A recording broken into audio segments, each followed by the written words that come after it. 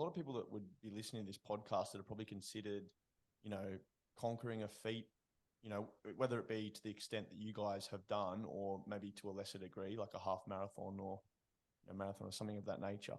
But, training for what you guys did, in the context of your busy work schedules, fitting in enough time for recovery as well. For someone at home embarking on something like this, how did you guys, obviously periodize your training around work, but also account for enough recovery time to ensure that you were, able to perform at your best?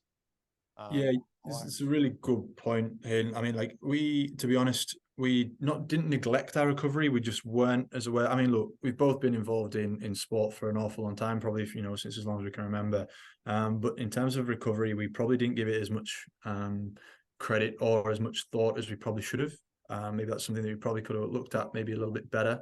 As I say, the enormity of the task ahead of us probably engulfed us a bit, to the point where we were thinking we need to train constantly.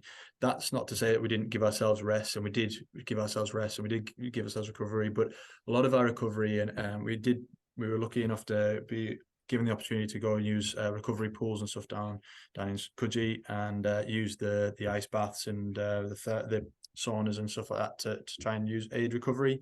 We also had massage guns, which we used quite a lot as well, which and Jay used the recovery boots quite a lot as well. But I mean, that's probably something that we possibly could have done a little bit better. Having said that, we were incredibly lucky with injuries.